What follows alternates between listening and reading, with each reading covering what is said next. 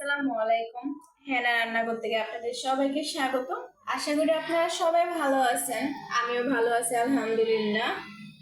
এখানে নিয়ে নিলাম ফ্রেশ কলমি শাক, বাজার থেকে কিনে আনছি। আজকে এই কলমি শাক দিয়ে শুটকি নিছি, শুটকি দিয়ে রান্না করব। গাইস, আপনারা ভিডিওটা শুরু থেকে শেষ পর্যন্ত দেখবেন, আশা করি আপনাদের কাছে। আর আপনার এই বোনটাকে বেশি বেশি করে আপনারা সাপোর্ট করবেন। এখন শুটকিগুলো আমি মাঝখানে দিয়ে কেটে নেব। শুটকিগুলো আমি সুন্দর করে কেটে নিছি। এখন চুলার মধ্যে বসিয়ে দিলাম, চুলাটা ধরে নেব।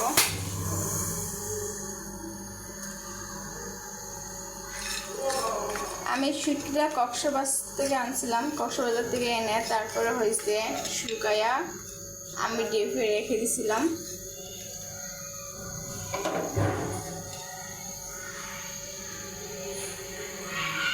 এখন শুটকিটা আমি উল্টা পাল্টাইয়া শুটকিটা আমি ভেজে নেব।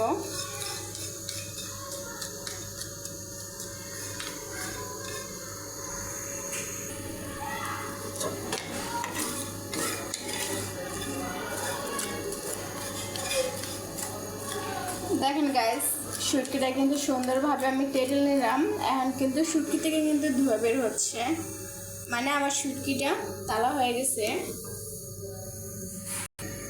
এখন দিয়ে দিব পানি।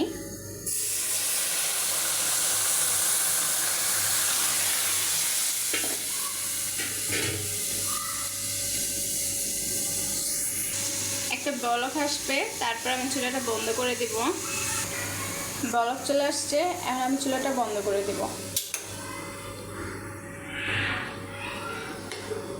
দেখেন কত ময়লা পানি বের হয়েছে শুটকির থেকে। আমি আপনাদেরকে দেখাচ্ছি, বুঝছেন? কারণ আমি শুটকিটা ধুয়ে নেব। আমি কিন্তু শুটকিটা সুন্দরভাবে ধুয়ে নিয়েছি। এখন কলমি শাকগুলো আমি কেটে নেব। দেখেন গাইস, শাকগুলো কতটা সুন্দর, কতটা ফ্রেশ, টাটকা। মনে হয় এখনই খেতে থেকে ওটাই নিয়ে আসছে, এরকম মনে হইতেছে আমার কাছে।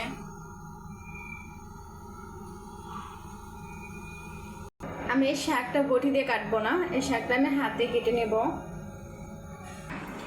দেখেন গাইস, আমি কিন্তু শাকটা হাত দিয়ে কিন্তু কেটে নিয়েছি এইভাবে। এখন শাকটা ধুয়ে নেব।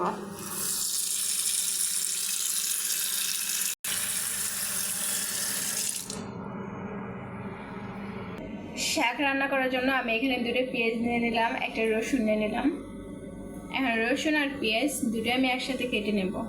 শাকটা ধুয়ে নিলাম, এখানে পেঁয়াজ আর রসুনটা কেটে নিয়েছি। কড়াইটা গরম হয়ে গেছে, দিয়ে দেবো তেল।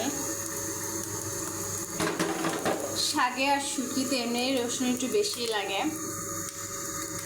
তেলটা গরম হয়ে গেছে, এখন দিয়ে দেবো রসুন আর পেঁয়াজ একসাথে।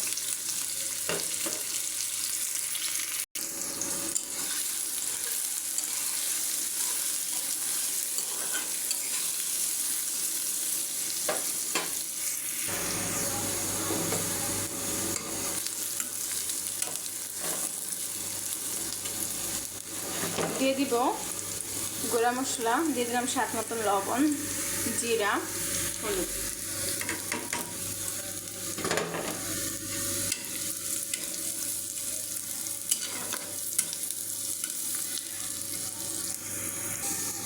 দিয়ে দিব ধুয়ে রাখা শুটকি।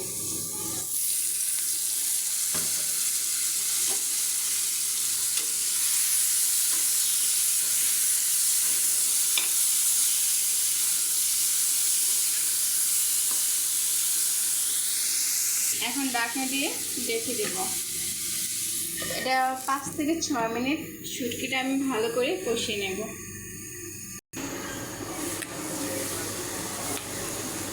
দিয়ে দিব কয়েকটা কাঁচামরিচ, মাঝখানে দিয়ে আমি ফেলে নিয়েছি।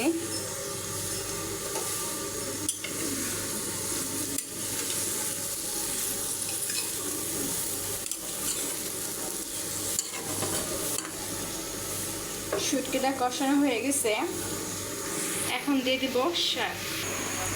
শাকগুলো দিয়ে দিলাম। শাকগুলো যখন আস্তে আস্তে কমে আসবে তখন আমি নেড়ে দেব।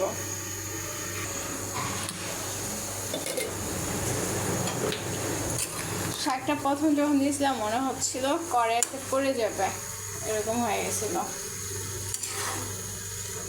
আর শাকটা কমে আসবে, আসলে শাক তো এরকমই, প্রথম বেশি দেখাবে, যখন চুলাতে দেবো রান্না করবো তখন কমে যাবে।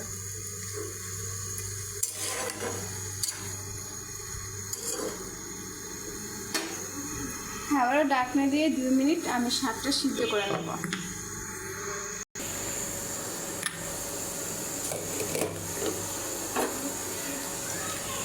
দেখেন গাইস কত সুন্দর হয়েছে আমার শাকটা। কলমি শাক রান্নাটা অনেক সুন্দর হয়েছে। কলমি শাকটা হয়ে গেছে। আজকে ভিডিওটা এই পর্যন্তই। আপনারা সবাই ভালো থাকবেন। আল্লাহ হাফেজ।